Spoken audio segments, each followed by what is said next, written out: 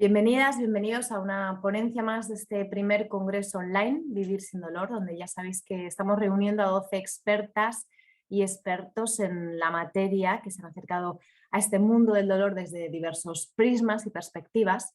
Y en esta ocasión tenemos otro punto de vista más sobre el dolor, que es el que nos ofrece o nos llega a través de la psicología.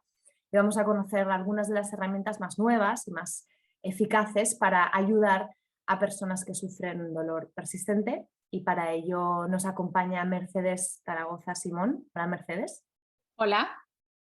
Mercedes es psicóloga sanitaria, clínica MDR, trabaja con terapias de tercera generación que son más rápidas y eficaces como brain spotting, hipnosis integrativa, el test de figuras terapéuticas transgeneracionales, el psicodrama y la liberación de emociones atrapadas con biomagnetismo, entre otras muchas, y bueno, de las que nos va a ir hablando poquito a poco.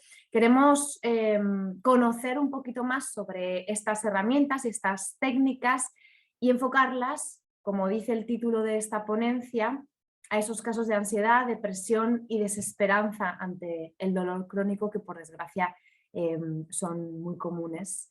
Mercedes, la primera pregunta sería, bueno, ¿qué es lo primero que detectas cuando un paciente entra por la puerta o aparece en la pantalla de tu ordenador, ¿no? ¿Cuál sería ese primer feeling, ese primer paso que das?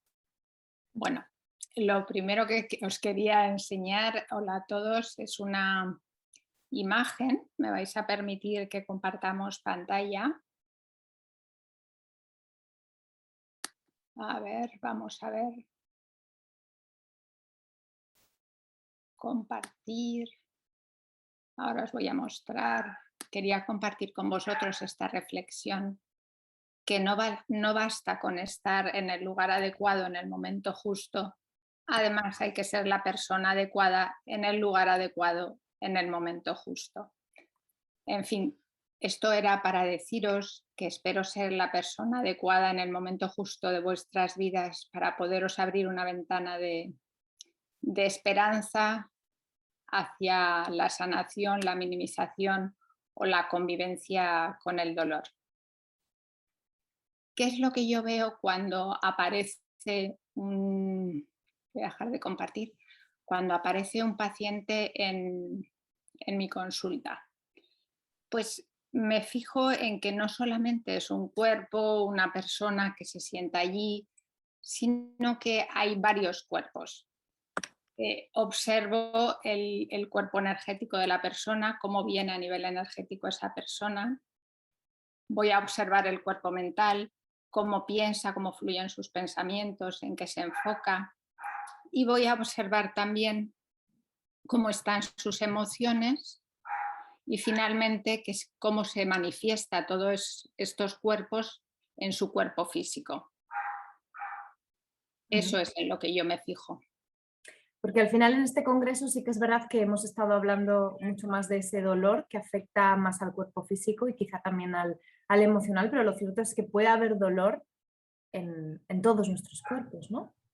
Claro, obviamente lo que más nos importa es descubrir dónde se produjo el atasco, dónde está el origen del dolor.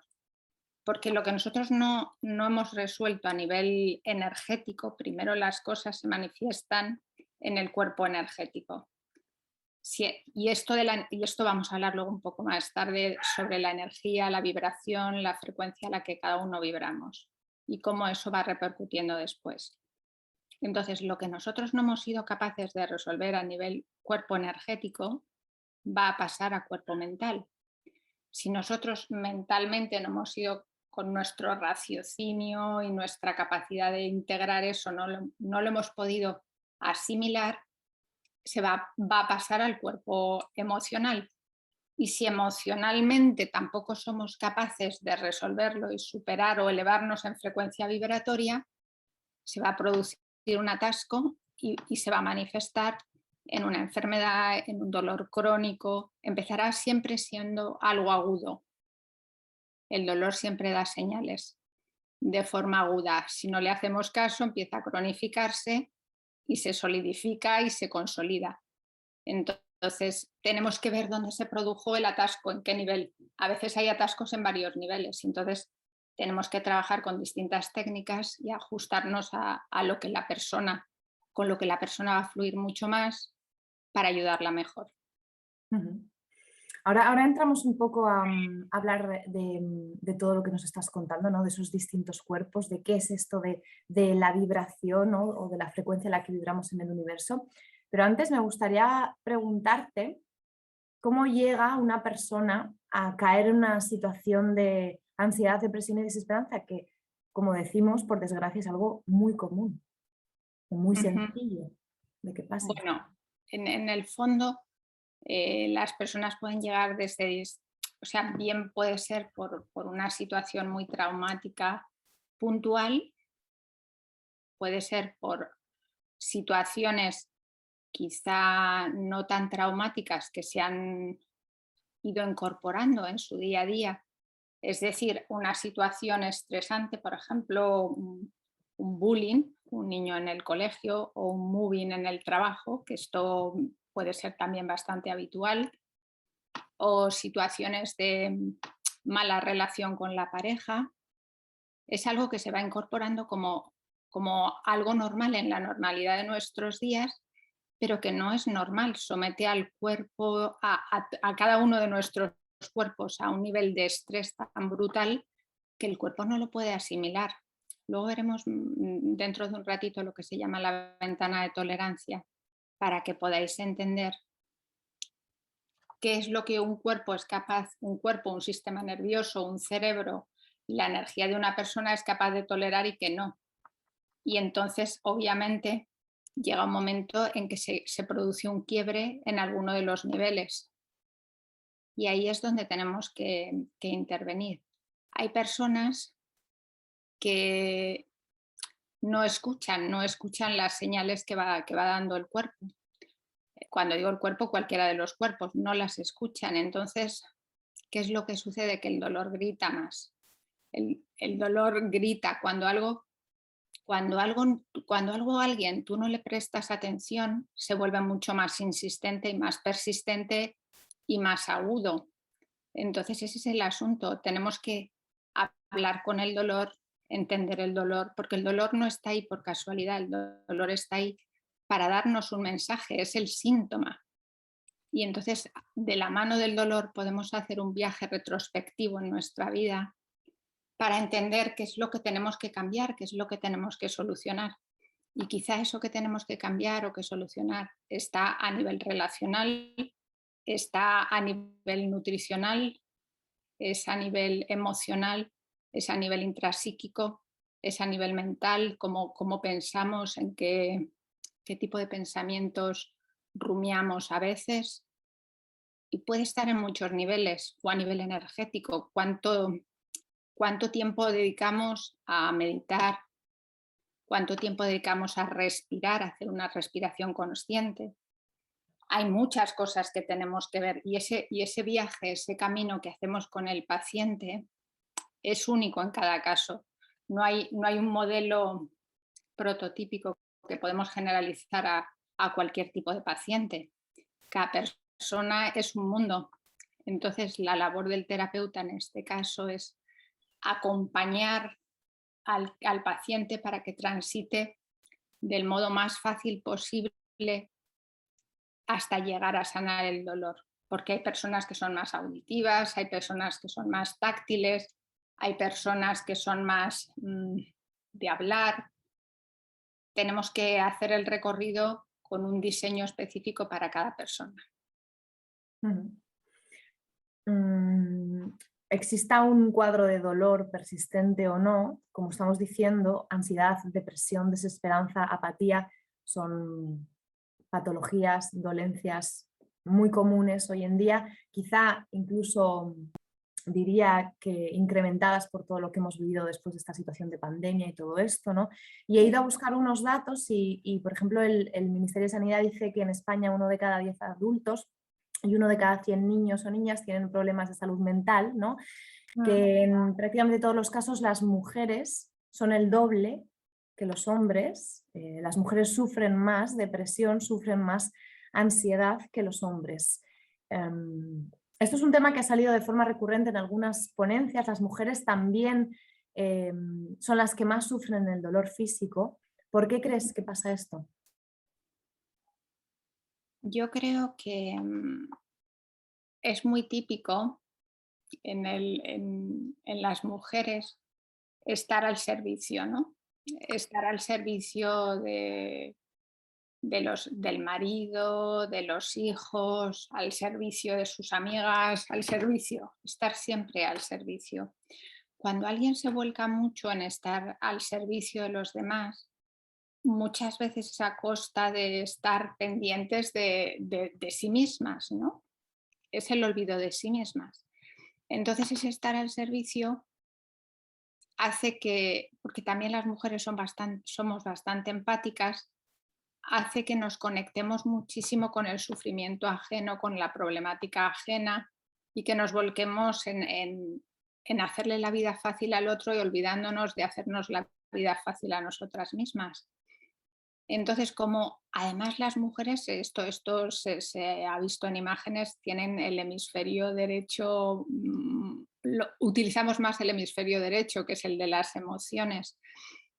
Entonces, ¿eso qué implica? Pues que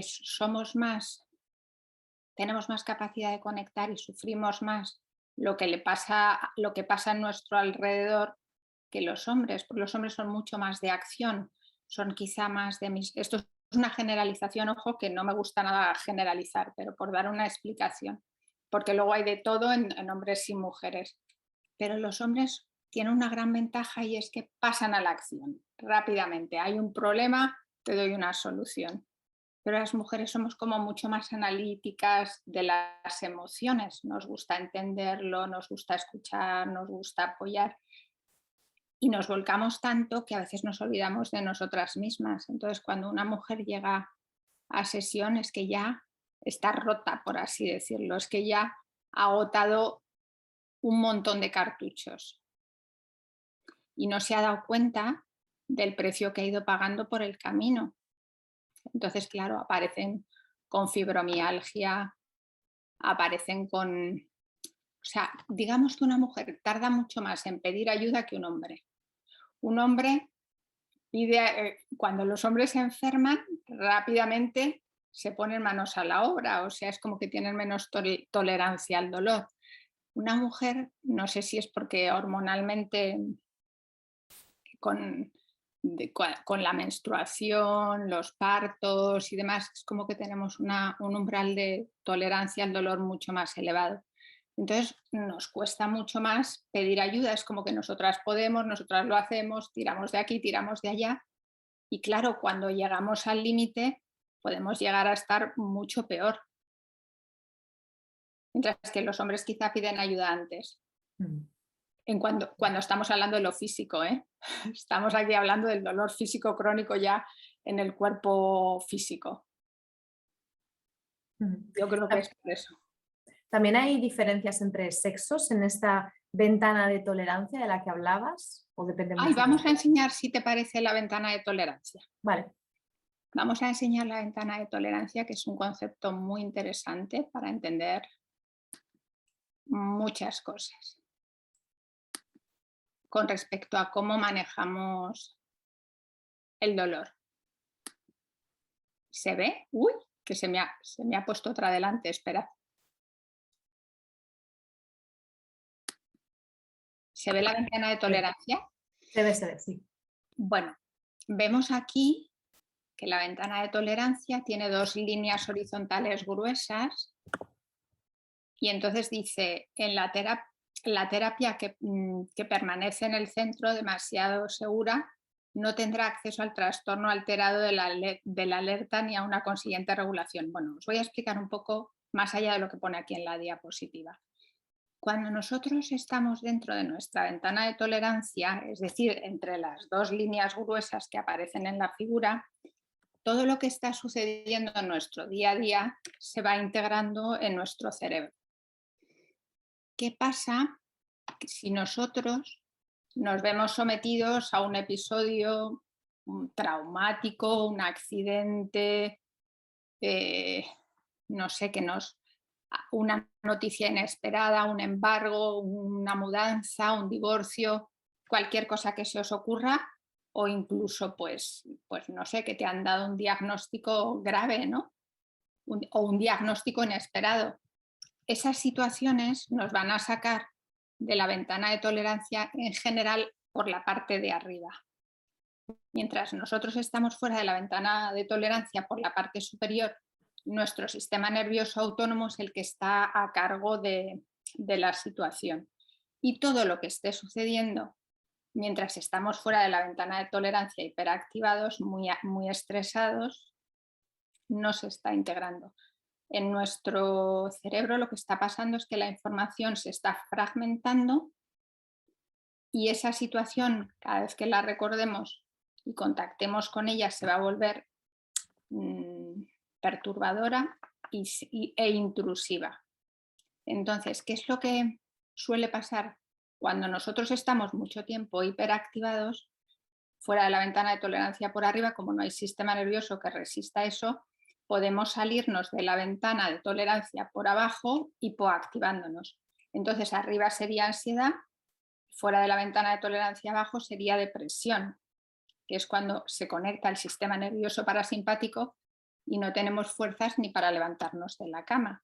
Entonces, con el ejemplo del dolor, por ejemplo, aparece el dolor y al principio tratamos de luchar contra él, de no conectar con él, de no contactar con él, nos estresamos y entonces nos salimos de la ventana de tolerancia por arriba, que sería la ansiedad. Pero claro, mucho tiempo ansiosos no lo podemos resistir y entonces no salimos de la ventana de tolerancia por abajo deprimiéndonos. ¿Y qué es el objetivo? ¿Cuál es el objetivo con una de las técnicas que podemos trabajar con EMDR? Lo que queremos es ensanchar la ventana de tolerancia, porque ¿qué pasa? A base de salirnos por arriba y por abajo, hiperactivándonos e hipoactivándonos, esta ventana de tolerancia empieza a hacerse cada vez más estrecha. Y entonces, situaciones del día a día que antes no nos sacaban de la ventana, como por ejemplo, un cambio de planes inesperado, ya estamos fuera de la ventana de tolerancia. Vernos en un atasco, ya estamos fuera de la ventana de tolerancia. Un retraso en el médico, ya estamos fuera de la ventana de tolerancia. Y ese tipo de cosas antes no nos sacaban de la ventana de tolerancia. Si ahora en la actualidad, desde que tenemos el dolor, cosas cotidianas nos están sacando de la ventana de tolerancia, es porque nuestra ventana de tolerancia se está estrechando cada vez más. ¿Cuál es el objetivo de nuestro trabajo terapéutico? Volver a ensanchar esa ventana de tolerancia lo máximo posible. ¿Y cómo lo hacemos? Veis que aquí en la imagen dice trabajar en los límites de regulación de la ventana de tolerancia, por arriba o por abajo. Cuando el paciente viene, lo que vamos a hacer es llevarle a esa línea límite.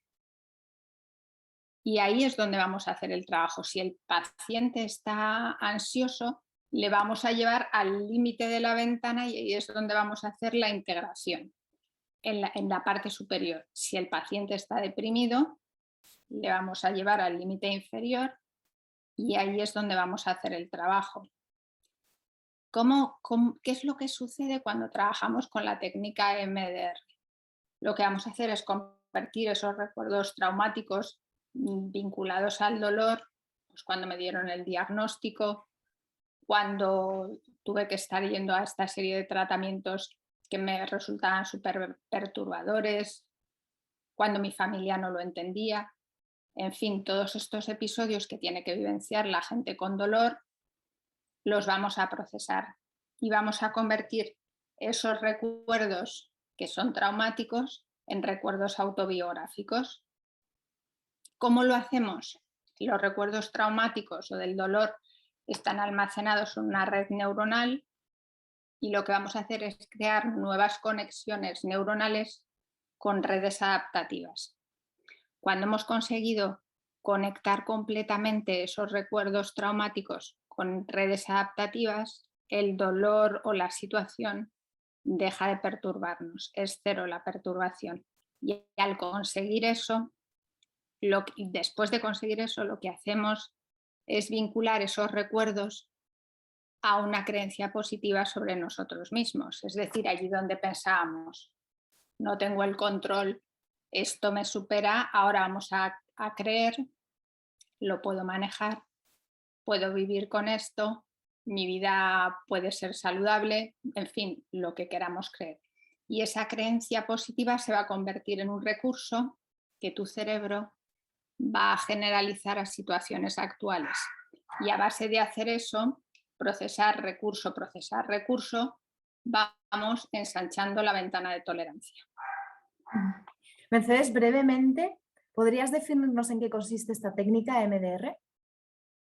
MDR de lo que trata es, o sea, lo que consiste es en trabajar con cerebro pleno, es decir, vamos a alinear verticalmente el córtex, la zona límbica y el tallo cerebral y vamos a estimular los dos hemisferios para que la persona trabaje con cerebro pleno.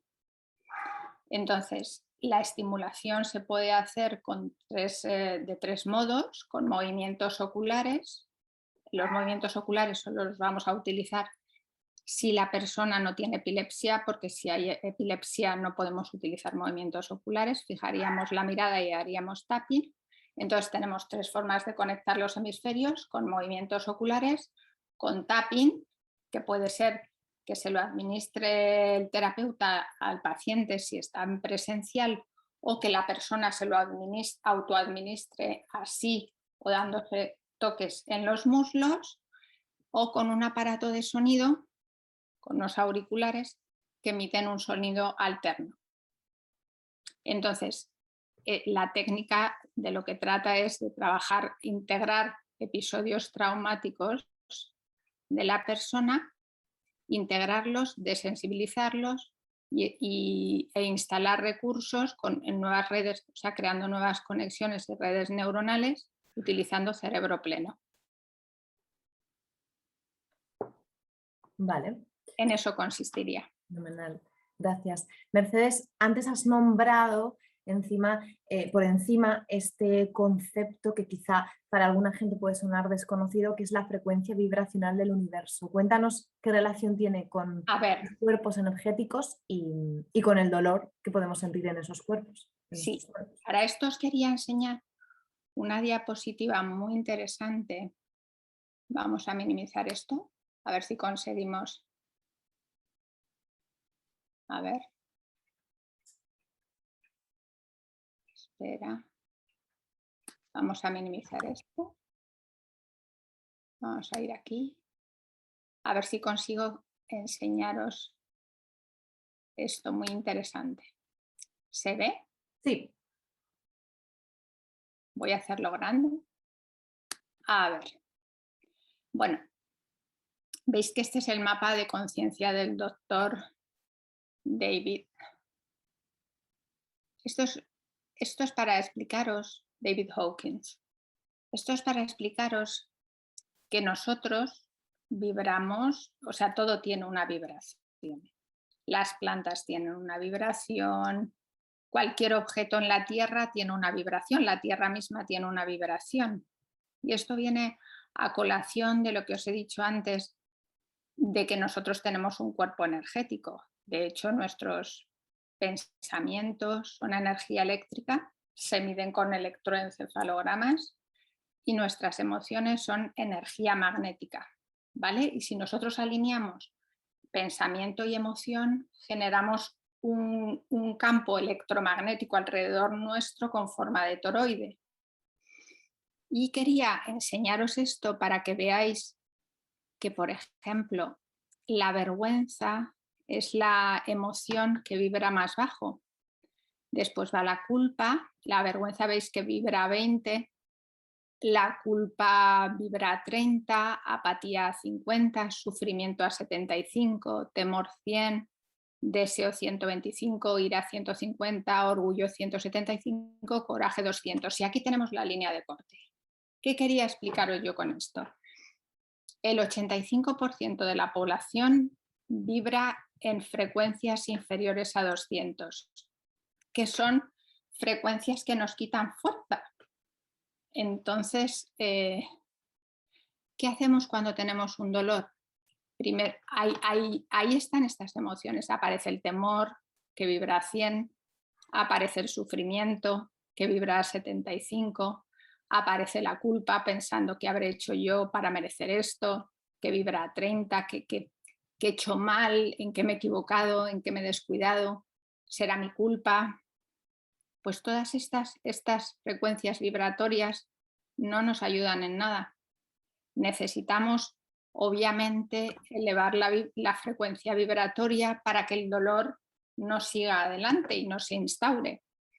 Entonces veis que hay una línea de corte y entonces tenemos ahí, si vamos hacia arriba, tenemos neutralidad a 250, voluntad a 310, aceptación, voluntad 310, aceptación 350, razón 400, amor 500, el amor es maravilloso, alegría 540, paz 600 e iluminación 700 o 1000, de 700 a 1000.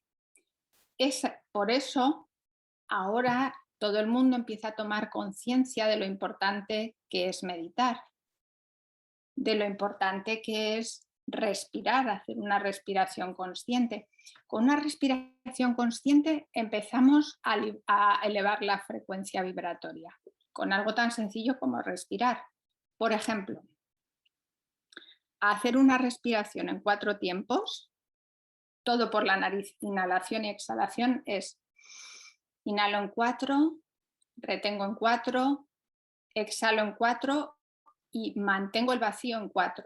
Es como un cuadrado, para que os hagáis una idea. Esa respiración consciente eleva rápidamente la frecuencia vibratoria, a la vez que nos insufla, por así decirlo, prana, energía vital, que el dolor nos la quita.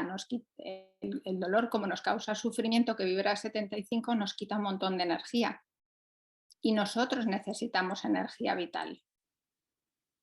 Entonces, con la respiración consciente que os he explicado, con la meditación, hay un montón de técnicas de visualización, pensamiento positivo, alquimia co-creativa. ¡Buah! Hay de todo eso. Todo esto es totalmente un universo maravilloso que a mí me encanta explorar. Y eso es lo que necesitamos, elevar la frecuencia vibratoria. ¿Qué pasa? Que cuando nosotros estamos en un entorno muy nocivo, un entorno muy tóxico, con gente que no nos comprende, que piensa que nos quejamos de vicio, que lo único que queremos es llamar la atención, pues claro, la frecuencia vibratoria empieza a bajar y es mucho peor para el dolor. Sin embargo, si tenemos un entorno amoroso, un entorno de paz, de cuidado, de compasivo, la frecuencia vibratoria empieza a subir y el dolor es completamente distinto y la gestión del dolor es completamente diferente.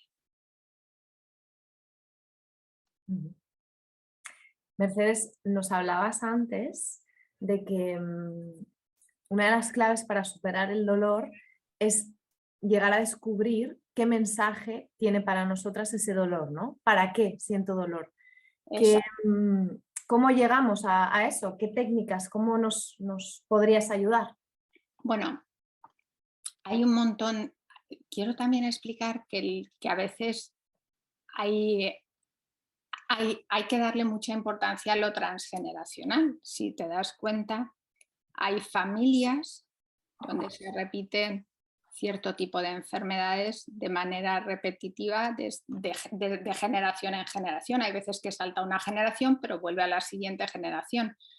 Enfermedades tipo cáncer, suicidios, fibromialgias, migrañas, bueno, cualquier tipo de enfermedad que es como de un árbol genealógico. Y todos pensamos o tendemos a pensar, porque también sucede, que es que va en el ADN de esa familia, pero no necesariamente, porque si fuera sistemáticamente en el ADN, la manifestarían casi todos, y no la manifiestan casi todos. Bueno, Pues obviamente ahí podemos hacer un trabajo que es el test de figuras terapéuticas transgeneracionales para analizar a través del subconsciente familiar qué enredo sucedió en su árbol genealógico que hace que esa enfermedad se vuelva a repetir. Porque si la enfermedad se vuelve a repetir es porque algo no se resolvió con los ancestros en las generaciones anteriores y se vuelve a hacer visible para que se halle una solución. Entonces, es un test muy interesante porque da muchísima luz, en el sentido de que lo que nos está revelando es lo que hay en el inconsciente familiar, no lo que creemos nosotros racionalmente así a golpe de vista.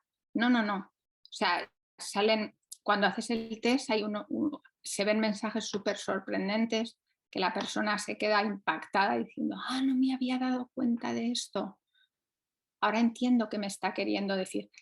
Y uno puede, por ejemplo, en ese test meter el dolor o meter la enfermedad y ver qué está sucediendo. También hay otros test, como el test del ciclo vital, donde tú puedes sacar una figura que va a representar el dolor, la enfermedad o lo que te está sucediendo, y luego tres figuras para representar a tu adulta, a tu adolescente y a tu niña, y ver dejar que interactúen para ver qué es lo que está pasando ahí. El dolor tiene muchos mensajes. Entonces, cuando uno se pone a hablar con el dolor con este tipo de test proyectivos o de manera directa en consulta o haciendo un psicodrama, uno descubre que el dolor está ahí para ayudarnos a algo, para que crezcamos o evolucionemos o resolvamos algo. No está ahí porque sí. Tiene una intención, y una intención para nuestro crecimiento. O sea, la intención es buena, aunque nos cause dolor. Entonces, cuando nos hacemos amigos, entre comillas, del dolor y nos tomamos tiempo cada día para hablar con él, el dolor remite, porque todo aquello a lo que tú le haces caso se calma. Necesitamos hablar con el dolor. Es como si el dolor fuera nuestro amigo y tuviéramos que conocerlo mucho más profundamente para entender qué es lo que nos quiere decir y que podamos cambiar eso que tiene que ser cambiado. Es como para elevarnos una octava en el crecimiento espiritual. Mercedes, cuéntanos sobre tu experiencia tratando a pacientes, ansiedad, depresión, desesperanza, apatía, todo esto de lo que estamos hablando, son, o sea, llegan de forma recurrente a tu consulta. ¿Cuáles son los cuadros que más se repiten hoy en día, según tu experiencia? Pues mira, pues fíjate, yo te diría que casi más ansiedad que depresión, porque digamos que la gente, o sea, las personas tienden primero, lo que os he explicado antes, a salirse de la ventana de tolerancia hiperactivándose, empiezan con ansiedad y cuando la ansiedad se prolonga mucho en el tiempo pasan a depresión, porque ya no han podido más. Entonces, lo que yo veo es que hay ansiedad, hay depresión, hay mucho trastorno del sueño, duermen fatal. Y esto es otra cosa muy, muy importante a tener en cuenta. ¿Qué tipo de higiene del sueño tenemos? Entre 11 y 12 de la noche se libera al torrente sanguíneo a través de la glándula pineal que está en el cerebro el mayor chute de melatonina natural que tenemos. La melatonina es una sustancia química, y me alegro que esté aquí ahora esto en la imagen, es una sustancia química que se regula a través de la intensidad de la luz. Es decir, la glándula pineal durante el día, cuando estamos en diurno, segrega serotonina, que es la hormona de la felicidad, y cuando empieza a oscurecer, entre 11 y 12 de la noche, que es cuando más oscuridad hay, libera la melatonina. La melatonina Es un potentísimo antioxidante que sirve para que mientras dormimos se repare y se autorregenere el cuerpo. ¿Qué pasa? Si nosotros no estamos entre 11 y 12 de la noche ya con los ojos cerrados y el cuerpo relajado para aprovechar todo ese chute, se pierde la oportunidad maravillosa que tenemos. Y en España, yo no sé, tenemos la, entre comillas, no muy sana costumbre de acostarnos muy tarde. Entonces todo esto se va convirtiendo en un círculo vicioso. Nuestro cerebro no se regenera igual, nuestros órganos no se regeneran igual, el proceso oxidativo es más agudo porque no hemos aprovechado esa maravillosa sustancia que nuestra glándula pineal secreta. ¿Qué pasa? Los grandes meditadores tienen una gran ventaja. Los grandes meditadores, ojo, ¿qué hacen?